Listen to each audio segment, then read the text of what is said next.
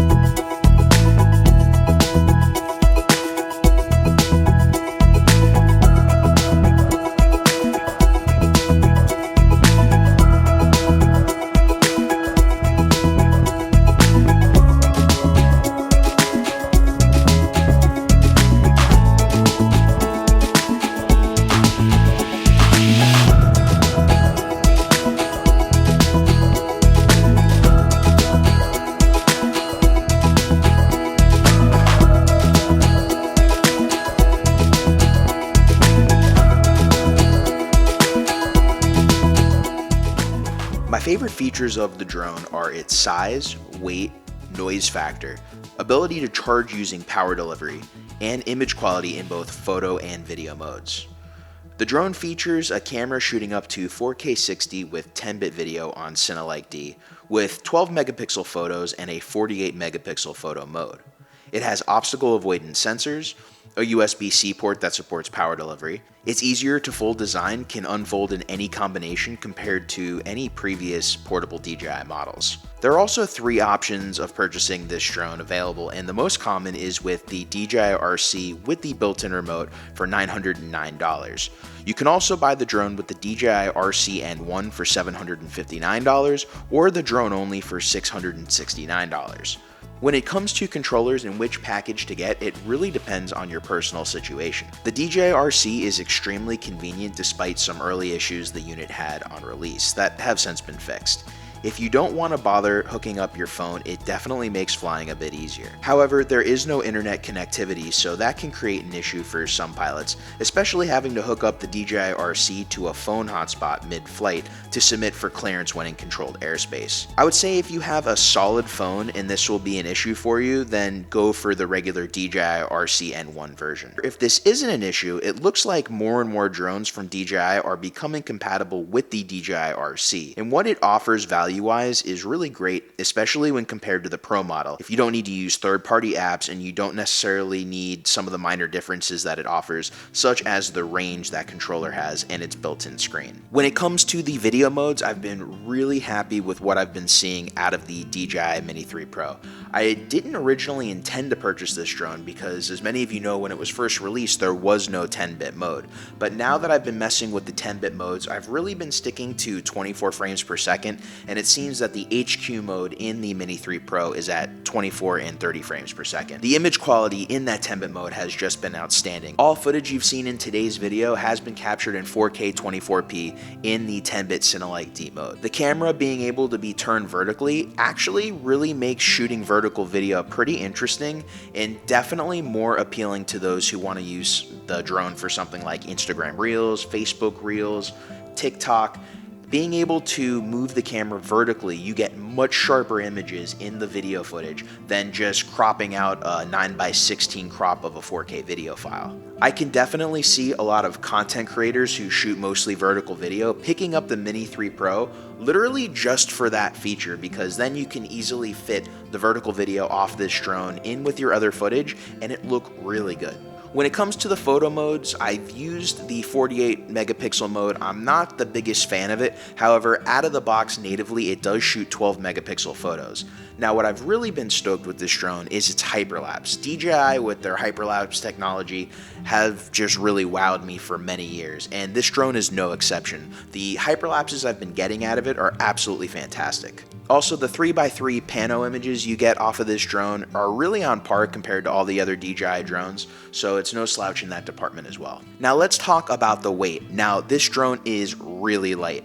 One of the marketing features is that it weighs under 250 grams. So if you're a hobbyist, you don't have to register this drone. Realistically, if you're picking this up for professional use, you're gonna have to register this regardless. And when you start using things like the DJI extended battery that gives you 45 minutes of battery life, or you add landing gear, lighting, whatever to this drone, it will be over 250 grams. But the 250 gram limit for me is more about being able to go to other countries that won't even let you in with the drone if it's over 250 grams unless you receive special permission.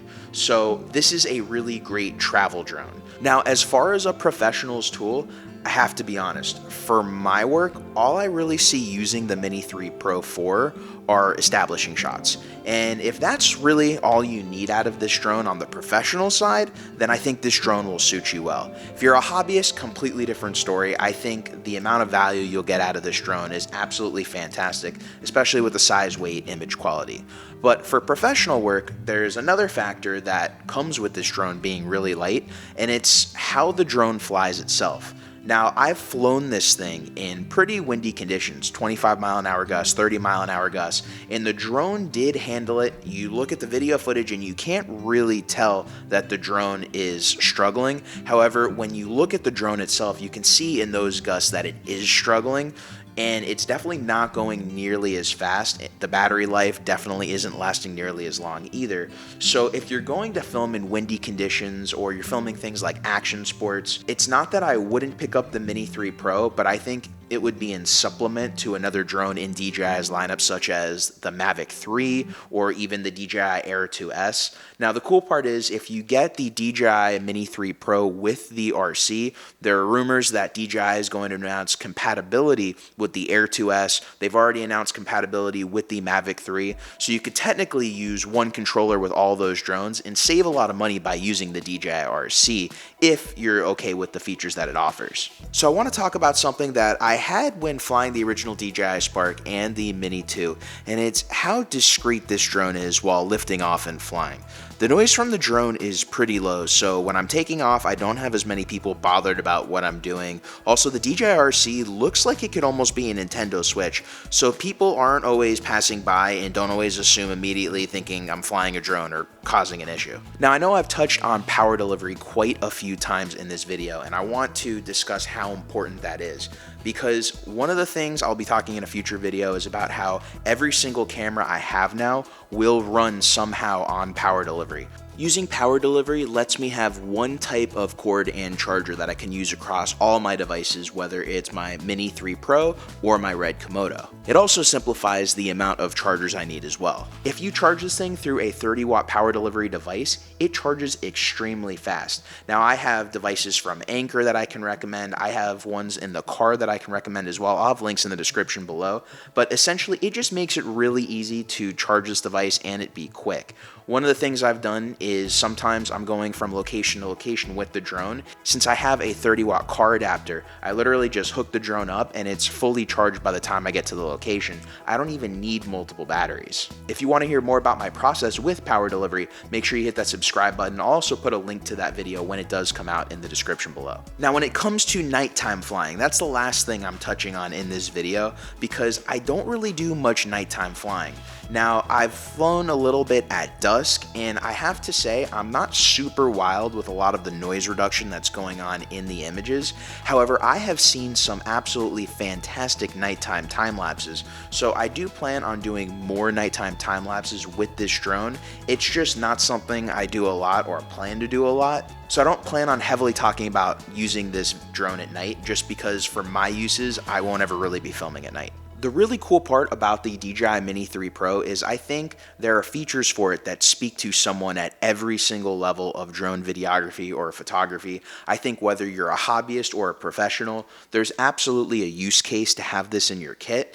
And for the price, especially if you're going to go for the regular controller right here over the DJI RC, it's relatively inexpensive for a drone, especially with all the features it offers and the 10-bit video. So if you're in the market for something really light, you're a hobbyist, you're a content creator, you're a filmmaker, you're someone who wants to travel as light as possible, bring the most minimal amount of gear, and have the best image quality possible, I think the DJI Mini 3 Pro will absolutely fit in your kit really well. If you have any questions about the DJI Mini 3 Pro, please ask in the comments below, and if you got knowledge and value out of today's video, please make sure to hit that like, subscribe, and notification bell to keep up to date with the latest videos on the channel. Till next time, my name is Geoff Fagien. Thank you for watching, everybody, and I will see you in the next video.